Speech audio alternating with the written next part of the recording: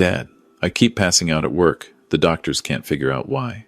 My daughter's voice was shaking when she called me that Tuesday morning. I was in my garage, working on restoring a 1967 Mustang. But the moment I heard the tremor in Jennifer's words, I dropped my wrench and grabbed my phone with both hands. What do you mean passing out? How many times? I asked, already walking toward my truck. 3 times this week. Yesterday, I collapsed right in the pharmacy. Dad, I'm scared.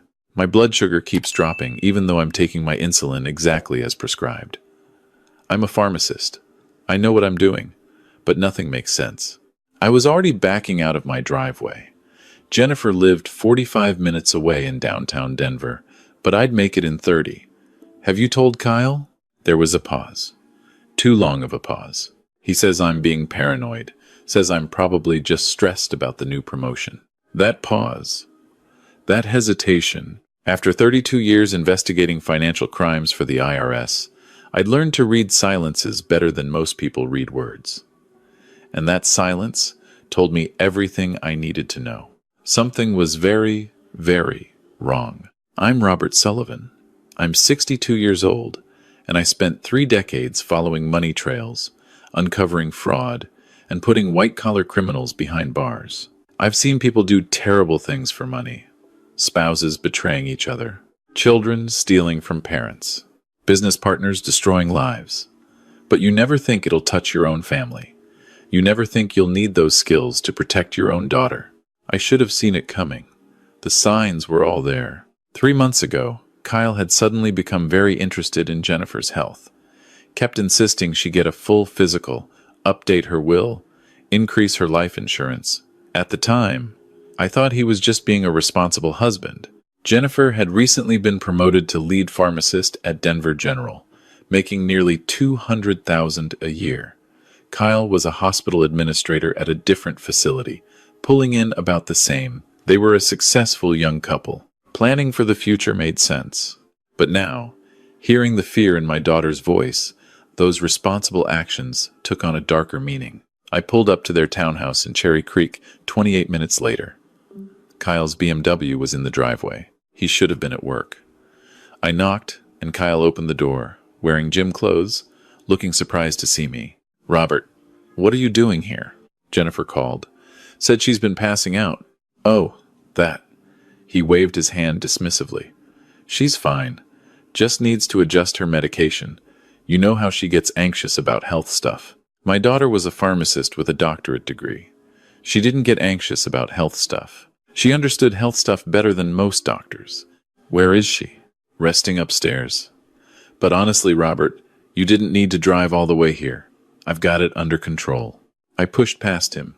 I'll just look in on her. Jennifer was in bed, pale and sweating. When she saw me, she tried to smile, but I could see how weak she was. Hey, Dad, you didn't have to come. I sat on the edge of her bed, taking her hand. It was cold and clammy. Tell me exactly what's been happening. She glanced toward the door where Kyle was hovering, then back to me. I don't know. For the past 2 weeks, I keep having these hypoglycemic episodes. My blood sugar just crashes, even though I'm monitoring everything. I've been diabetic since I was 12. I know my body. This isn't normal. Have you changed anything? Diet? Exercise? Insulin brand? No. Well, she hesitated again. Kyle bought me a new insulin supply about 3 weeks ago. Said he got a good deal through his hospital connections. But it's the same brand I always use. Every instinct I had was screaming. I kept my voice calm. Where do you keep it? Downstairs in the fridge. Why? Just curious. You know me? Always methodical. I patted her hand. Get some rest. I'm going to make you some lunch. I went downstairs. Kyle was in the living room, on his phone. I went to the kitchen, opened the fridge, and found Jennifer's insulin. 3 vials, all from the same batch. I took my phone out and photographed the labels, the lot numbers, everything. Then I did something that 32 years of investigating financial crimes had taught me to do automatically. I looked at what was making money. Who benefited if Jennifer died? I pulled out my phone and called Marcus Chen, An old colleague who'd moved into private investigation after retiring from the IRS. Marcus, I need you to pull some records for me. Quietly. What's going on, Rob? My daughter's sick. Her husband's being weird about it. I need to know if there's any life insurance I don't know about. Give me names and social security numbers. I rattled off Jennifer and Kyle's information. And Marcus, check for any history on Kyle. Previous marriages, criminal records, lawsuits, anything. You think he's dirty? I think my daughter keeps passing out and her husband doesn't seem concerned enough. In my experience, when someone isn't worried about the right things, they're worried about getting caught. I made Jennifer some soup and toast, brought it upstairs, and watched her eat. Kyle came up once, offering to take over, but I told him I wanted to spend time with my daughter. He didn't argue, just went back downstairs. After Jennifer fell asleep, I left, but I didn't go home. I drove to a coffee shop 3 blocks away and waited for Marcus to call back. He called 40 minutes later. Rob, you're going to want to sit down. I'm already sitting. What did you find? Kyle Morrison has a $3 million life insurance policy on Jennifer. Took it out 2 months ago. She's the insured, he's the beneficiary. My blood went cold. $3 million? That's not all. Kyle was married before. Wife's name was Amanda. She died 18 months ago, diabetic, just like Jennifer. Died from complications related to hypoglycemia. I gripped my phone so hard my knuckles went white. How old was she? 31. And Rob. Kyle collected on a $2 million life insurance policy from her death. Jesus Christ, there's more. I pulled Kyle's financials. He's drowning in gambling debts. Owes about $400,000 to various creditors and some very unfriendly people in Las Vegas. His credit cards are maxed out. He's 3 months behind on the mortgage for the townhouse that's in Jennifer's name. The guy is desperate. I was already starting my truck. Send me everything you have. I'm going to the police. Rob, wait. What you have is circumstantial. A suspicious death 18 months ago in another state. Financial troubles. An insurance policy. That's not enough for an arrest. You need hard evidence. He was right. I knew he was right. In my years at the IRS, I'd seen dozens of cases fall apart because we moved too fast, before we had bulletproof evidence. Then I need to get evidence. Be careful. If Kyle is what you think he is, and he knows you're onto him, Jennifer's in more danger, not less. I drove back to Jennifer's townhouse. This time I parked down the street and waited. At 5:30, Kyle came out, got in his BMW, and drove away. I gave him 5 minutes, then let myself in with the spare key Jennifer had given me years ago. I went straight to Kyle's home office. The door was locked, but I'd learned a few things over the years. It took me about 90 seconds to pick it. His desk was covered with bills, credit card statements showing charges at casinos, past due notices from the mortgage company, collection letters. The man was buried in debt. I photographed everything. Then I found his laptop. It wasn't password protected, which told me he never expected anyone to look. I plugged in a thumb drive and started copying files. Financial documents, emails, everything. I was about to leave when I saw a folder labeled Insurance Docs. I opened it. There was the $3 million policy on Jennifer, and underneath it, another document. An email exchange with someone named Richard at an insurance company. Kyle asking about the claim process. Asking how long it typically took to pay out. Asking if there would be an investigation if the death was ruled natural causes. The emails were from 2 months ago, before Jennifer started getting sick. He'd been planning this. I copied everything, shut down the laptop, and got out of there.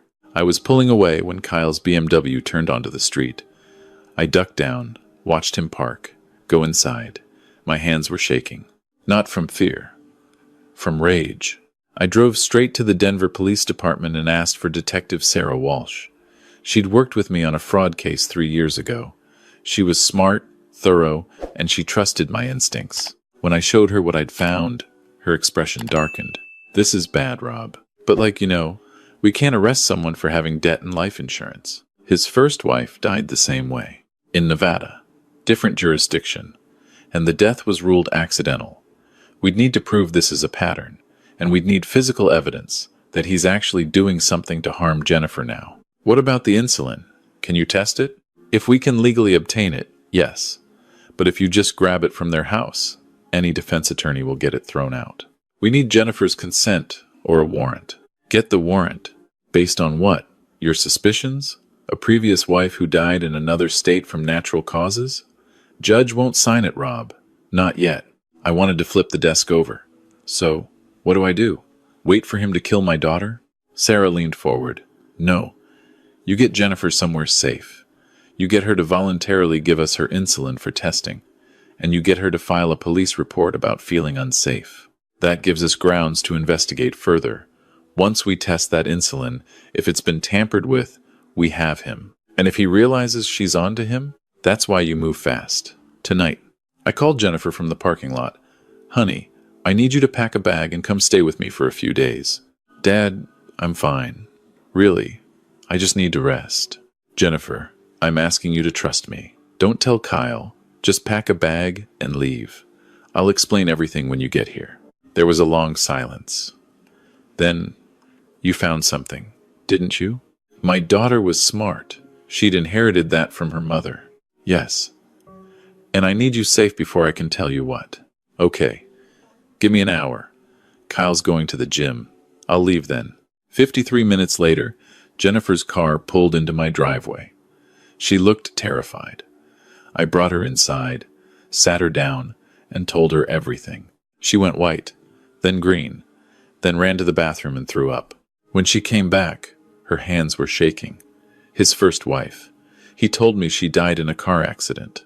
He lied. He's been trying to kill me. Yes. She started crying. Not the soft tears of sadness, but the horrible, wrenching sobs of betrayal and fear and rage. I held my daughter while she broke apart, and I promised her what I'd been promising her since she was born. I'll protect you. I swear to God, Jennifer, I will protect you. The next morning, we went to the police station. Jennifer brought her insulin and filed a formal report.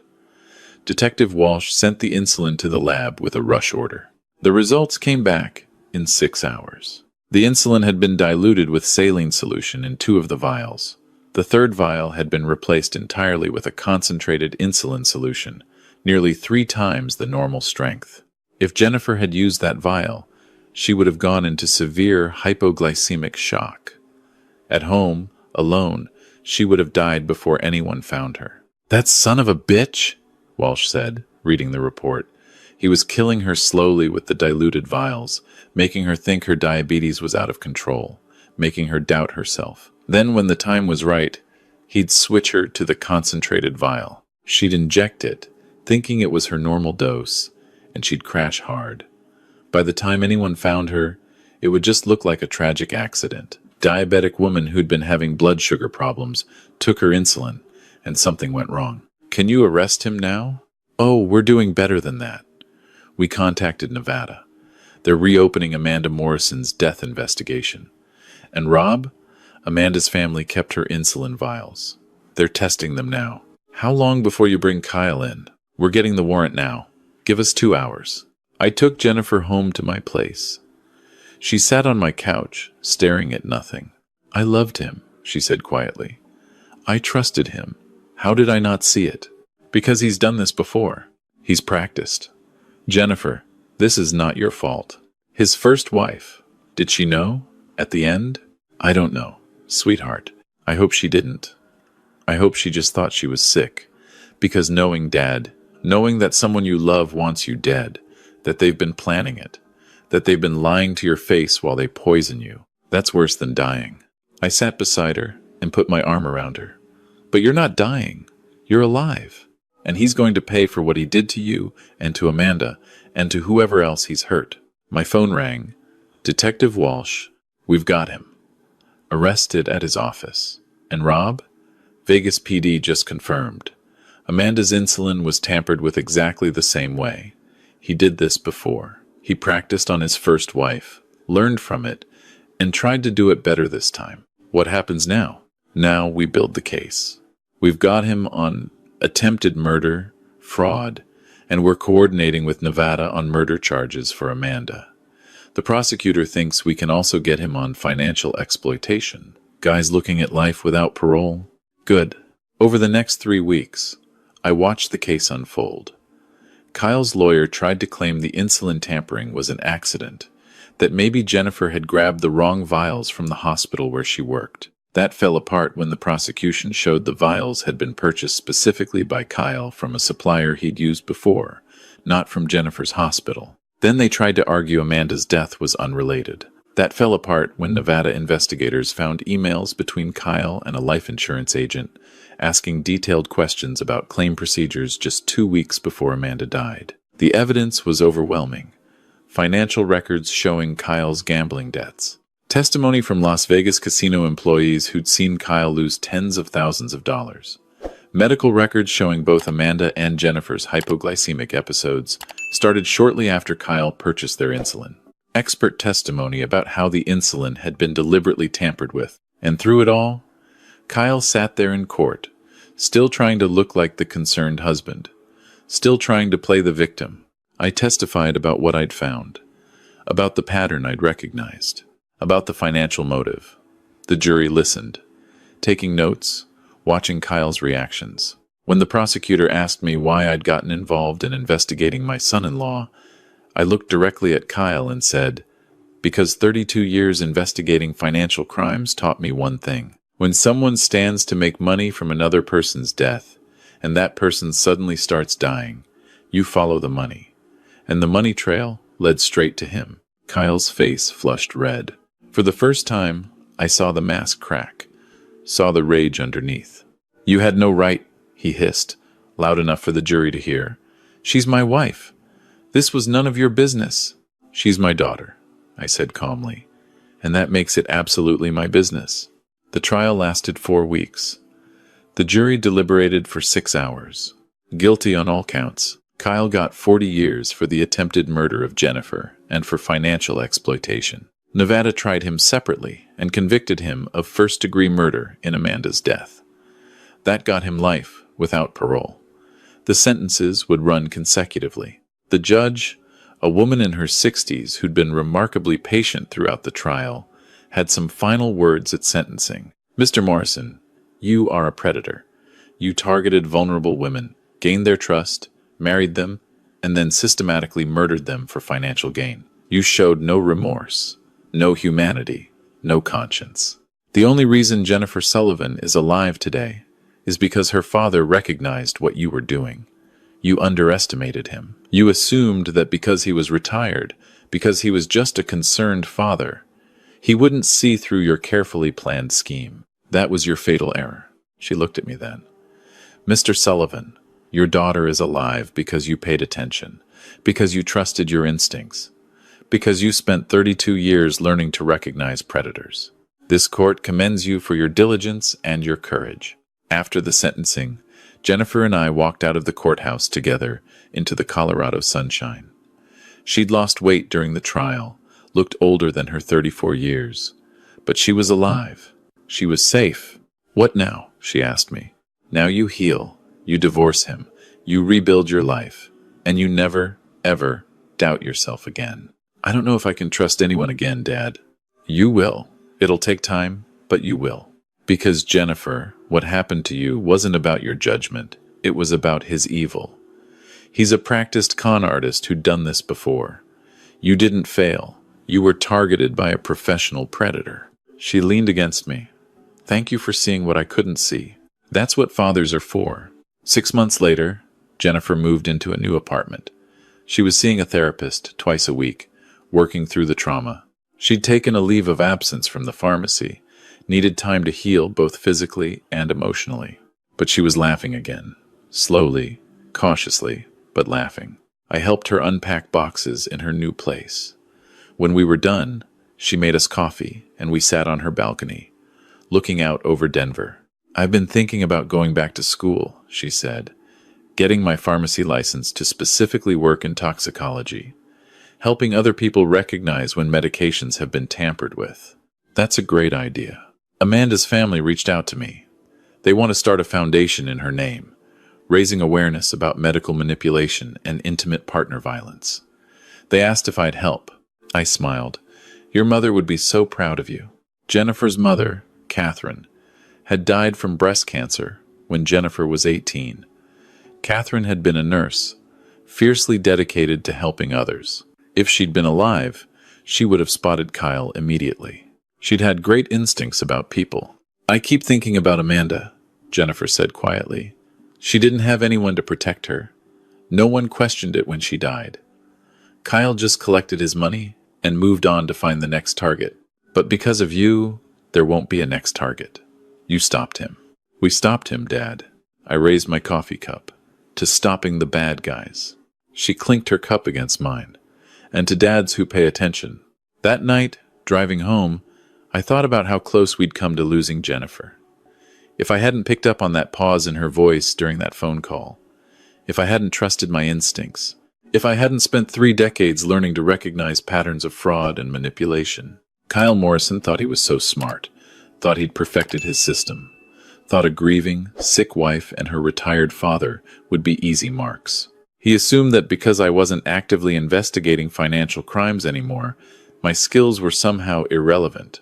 He saw what he wanted to see, a concerned father who could be dismissed, managed, deceived. He was wrong, because you don't stop being an investigator just because you retire. The skills don't disappear. The instincts don't fade. You don't forget how to read people, how to follow evidence, how to recognize when numbers don't add up and stories don't make sense. Kyle Morrison spent 2 years planning Jennifer's murder. He researched insulin dilution methods. He studied Amanda's case to learn from his mistakes. He carefully constructed his financial alibi. He thought he'd covered every angle. But he forgot one thing. He forgot that fathers protect their daughters, that some fathers have spent decades learning exactly how to hunt predators like him, that retirement doesn't erase experience, it just means you have more time to use it. Now he has the rest of his life in prison to think about that mistake. To remember the moment in that courtroom when he realized his carefully constructed plan had been torn apart by a 62-year-old retired investigator who paid attention when his daughter's voice shook during a phone call. Jennifer is alive. Kyle is in prison. Amanda's family has closure. Justice was served. And every time my phone rings and I hear Jennifer's voice strong, healthy, alive, I remember why I spent 32 years learning to recognize evil. Not just to punish it after the fact, but to stop it before it's too late. Some people think retirement means you're done, that your useful years are behind you, that you're just a dad, just a grandfather, just someone who tinkers with old cars in their garage. Kyle Morrison thought that too. He thought wrong. And that's the thing about underestimating people. When you assume someone is weak, powerless, or irrelevant just because they're older or retired, you stop being careful. You make mistakes. You get sloppy. Kyle got sloppy. I was paying attention, and my daughter is alive because of it.